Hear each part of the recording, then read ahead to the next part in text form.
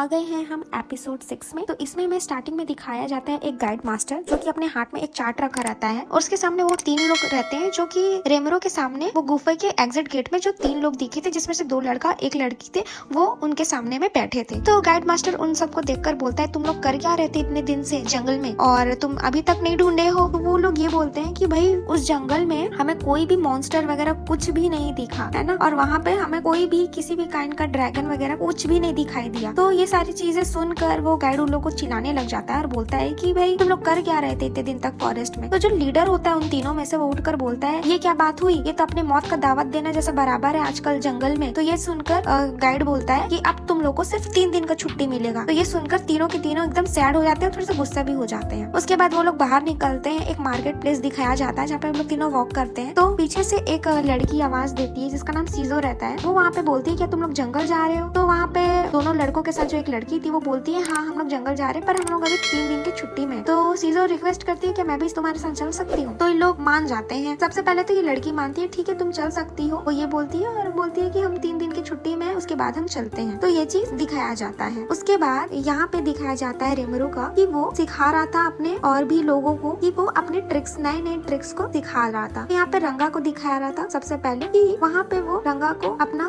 Best tricks करके दिखा रहा था जिससे वो अपने बहुत सारे पावर्स को यूज करके रंगा को अपना एक लाइटनिंग इफेक्ट दिखा रहा था, जो कि वो बोला कि मैं इसे बहुत ही ज्यादा ध्यान से और अभी अभी मैं ये सीखा हूँ करके। तो ये सारी चीजें दिखा रहे। उसके बाद हम आगे जाते हैं तो देखते हैं स्मिथ को।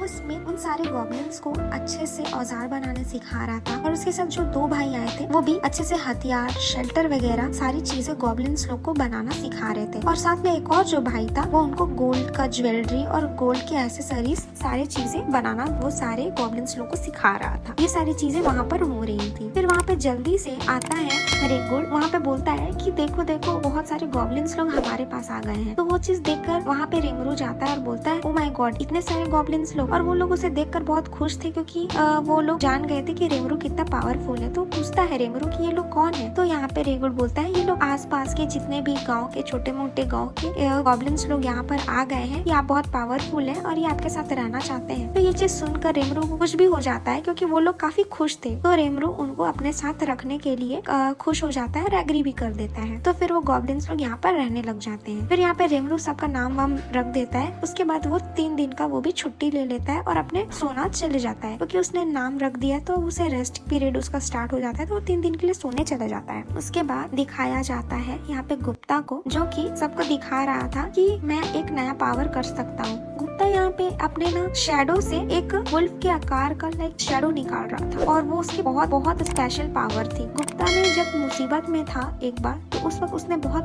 प्रे किया था, प्रार्थना किया था कि मुझे बचा लो। तो उसने तब इस पावर का यूज किया था। तो वो सारी चीजें बाकी लोग को दिखा रहा था अपने पावर से स्किल को। उसके बाद नेक्स्ट शॉट में दिखाया जाता है कि वही 3 लोग आते हैं इसमें साथ में सीजो भी रहती है। वो लोग तीनों दौड़ते दौड़ते दौड़ते दौड़ते जंगल से आते रहते हैं। जंगल से आने के बाद वो लोग ये देखते हैं कि गॉब्लिन्स लोग के पास पहुंचते हैं पर उनके पीछे बड़ी सी एक तो चींटी रहती है। वो लोग आपस में बात करते हैं कि वो एक जो लीडर रहता है उनमें से इन तीनों लोग में से वो उस चींटी के अड्डे में शॉट कर देता है। तो उसकी वजह से बड़ी बड़ी चींटियां उनके पीछे आ जाती है। तो एक बड़ी सी चींटी उनको दौड़ाती रही थी और वो लोग दौड़ते दौड़ते दौड़ते दौड़ते रेमरू के जंगल पहुंच गए। तो यहाँ पे फिर वो जो सीजो रहती है वो सीजो का चेहरा तो वैसे ढका रहता है, उसका फेस तो किसी ने देखा नहीं था, बट वहाँ पे वो लड़ती है।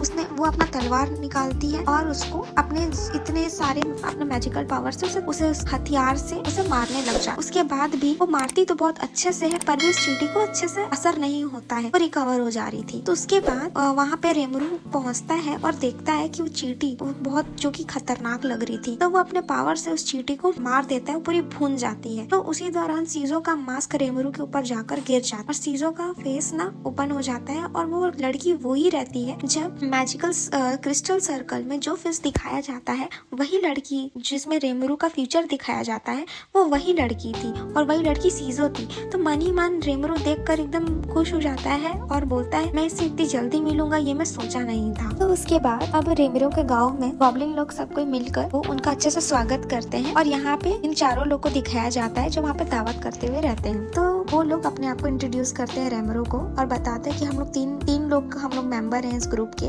और ये हमारी सीजो जो है अभी टेम्पररी मेंबर जुड़ी है। फिर वहाँ पे रेमरो अपने आप को इंट्रोड्यूस करता है और बोलता है कि मैं यहाँ का किंग हूँ और ये सब मेरे अंडर है। तो ये सब सुनकर ये सारे लोग शौक से हो जाते हैं कि सच्ची में एक स्लाइम यहाँ का कैसे हो सकता। तो फिर मतलब सारे के सारे लोग शौक हो गए। उसके बाद रेमरो बोलता है क्यों मैं नहीं रह सकता क्या, कोई दिक्कत है क्या, कोई तकलीफ है क्या। तो लोग बोलते नहीं ऐसा कुछ नहीं है, ऐसा करके दिखाया जाता है। उसके बाद थोड़ी देर में यहाँ पे सनसेट दिखाया जाता है जिसमें रेमरो और साथ में वो सीजो दोनों खड़े हुए रहते हैं। सीजो को वो रेमरो नोटिस करता भी रहता है और बोलता है कि मैंने तुम्हें देखा था कि लाइक एकदम जापानीज जैसी लगती हो, क्या तुम जापानीज हो, क्योंकि मैंने तुम्हें देखा था कि तुम जापानीज जैसे बैठ कर खा रही थी, ऐसा करके। तो उतने में सीजो उसे गोदी पर उठा लेती है और बोलती है तुम जापानीज हो ना। तो दोनों एक दूसरे को एग्री कर लेते हैं कि हाँ भाई हम दोनों के दोनों जापानीज हैं। उसके बाद यहाँ पे सीजो को अपनी पूरी स्टोरी बताता है रेमरो और ये सुन काफी इमोशनल सी काफी सेंटी सी हो जाती है सीजो और बोलती है ये तो बहुत बुरा हुआ तुम्हारे साथ। उसके बाद सीजो भी अपनी स्टोरी बताती है कि वहाँ पे वो कैसे आई। तो वो बताए कि मैं अपनी मम्मी के साथ दौड़ रही थी और पूरे आग फैली हुई थी शहर में। ये वही लड़की रहती है जो हमें एकदम स्टार्टिंग में दिखाया गया था फर्स्ट एपिसोड में कि वो अपनी मम्मी के साथ दौड़ती हुई रहती है। फिर उसकी मम्मी